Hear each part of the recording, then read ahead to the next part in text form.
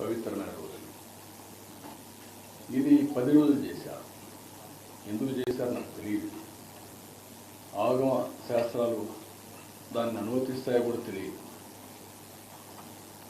కొన్ని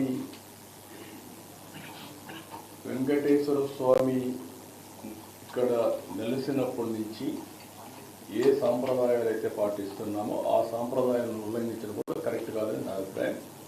ఆ డెసిషన్ కూడా ఆగమ పండితులు డిసైడ్ చేస్తారు. నేను ఆగమ పండితుని కాదు, కానీ భక్తుడిగా నాకు కొన్ని మనోభావాలు ఉంటాయి తప్ప అదే వరకు వాడు చేయాల్సిన అవసరం ఉంది. ఏదేమైనా జరిగిన సంఘటనల పట్ల నా విచారాన్ని, బాధని, ఆవేదనని, జరగరాని సంఘటన జరిగిన దానికి మరొకసారి విచారాన్ని వ్యక్తం చేస్తున్నా. అదే సమయంలో అన్ని దేవాలయాలను కూడా స్ట్రీమ్లైన్ చేసి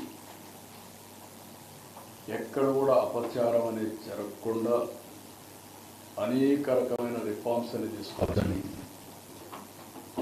ఒక మాటలో చెప్పాలంటే ఇటీవల కాలంలో ప్రసాదాల దగ్గర నుంచి అన్నీ కూడా స్ట్రీమ్లైన్ చేసే సందర్భంలో వ్యక్తం చేస్తున్నా. అదే సమయంలో అన్ని దేవాలయాలను కూడా స్ట్రీమ్లైన్ చేసి ఎక్కడ కూడా అపచారం అనేది జరగకుండా అనేక రకమైన రిఫార్మ్స్ అని తీసుకొచ్చి, ఒక మాటలో చెప్పాలంటే ఇటీవల కాలంలో ప్రసాదాల దగ్గర నుంచి అన్నీ కూడా స్ట్రీమ్లైన్ చేసే సందర్భంలో ఇలాంటి సంఘటన జరిగింది. దీనికి కూడా కారణం మనం చూస్తే వెంకటేశ్వర స్వామి అంటే భక్తి పెరుగుతా ఉంది రోజు రోజుకి. ప్రజల్లో కూడా ఇలాంటి అకేషన్లో తప్పకుండా దర్శనం చేసుకోవాలి అనే ఒక సంకల్పం ఉంది. ఆ సంకల్పం ఉన్నప్పుడు ఇక్కడ ట్రస్ట్, మేనేజ్మెంట్ ట్రస్ట్ కానీ ఎగ్జిక్యూటివ్స్ కానీ సమన్వయంతో చేసుకొని దీన్ని లాజికల్గా తీసుకుపోవడానికి భక్తులకి ఎలాంటి ఇబ్బందులు లేకుండా దర్శనం చేయించే బాధ్యత, అలాంటి ఏర్పాట్లు చేయాల్సిన బాధ్యత వీళ్ళ మీద ఉంది.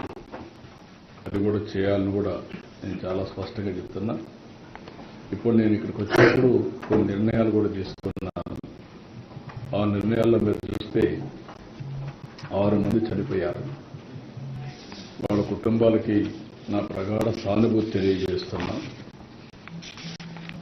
అదే సమయంలో 6 కుటుంబాలు కూడా ఎస్ లావణ్య విశాఖపట్నం, శాంతి విశాఖపట్నం, బుద్ధేటి నాయుడు బాబు నర్సీపట్నం, రజని విశాఖపట్నం, నిర్మల తమిళనాడు స్టేట్ కోయంబత్తూర్, అదే మరిగా మల్లిగా వీళ్ళు మెట్టు సేలం, వీళ్ళు మొత్తం 6 మంది చనిపోయారు. వాళ్ళ కుటుంబాలకి నా ప్రగాఢ సానుభూతి తెలియజేసుకుంటూ వాళ్ళ ఆత్మకు శాంతి కలగాలని భగవంతుడిని ప్రార్థిస్తూ ఆ కుటుంబాలకు ఒక్కొక్కరికి 25 లక్షల రూపాయలు ఇమ్మీడియట్గా ఆర్థిక సహాయం టీటీడీ ద్వారా ఇస్తాం. 25 లక్షల రూపాయలు బోర్డు కూడా చెప్తున్నాను, వాళ్ళు కూడా వర్కౌట్ చేసి చేస్తారు. వాళ్ళకందరికి కూడా కాంట్రాక్ట్ ఉద్యోగం 6 మందికి 6 ఉద్యోగాలు ఇచ్చేట్టుగా ఇక్కడ కానీ తమిళనాడులో కానీ ఆ ఎంప్లాయ్మెంట్ కూడా ఇస్తారు. ఈ 2 కూడా వాళ్ళు మన టీటీడీ చేస్తారు.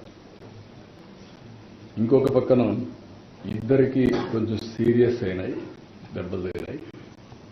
వాళ్ళిద్దరికీ ఒక్కొక్కరికి 5 లక్షల చొప్పున ఆర్థిక సహాయం చేసి వాళ్ళ ఆరోగ్యం మెరుగయ్యే వరకు ప్రభుత్వ ఖర్చులతోనే మొత్తం చేస్తాం. వాళ్ళకి 5 లక్షల రూపాయలు ఇస్తాం. మిగిలిన వాళ్ళు దగ్గర మీరు చూస్తే ఆ ఇద్దరు కూడా తిమ్మక్క, 2 ఈశ్వరమ్మ, 33 మందికి ఇంజురీస్ అయినాయి. ఆ 33 మందికి ఒక్కొక్కరు 2 లక్షల రూపాయల చొప్పున ఆర్థిక సహాయం చేసి వాళ్ళు వచ్చింది వైకుంఠ ఏకాదశి రోజున దేవుని దర్శనం చేసుకోవాలనుకుంటున్నారు. వాళ్ళ సంకల్పం చూస్తే ఈ రోజు కూడా నడవలేని పరిస్థితుల్లో కొంతమంది బాగా దెబ్బలు తగిలి కొంచెం ఇబ్బందుల్లో ఉన్న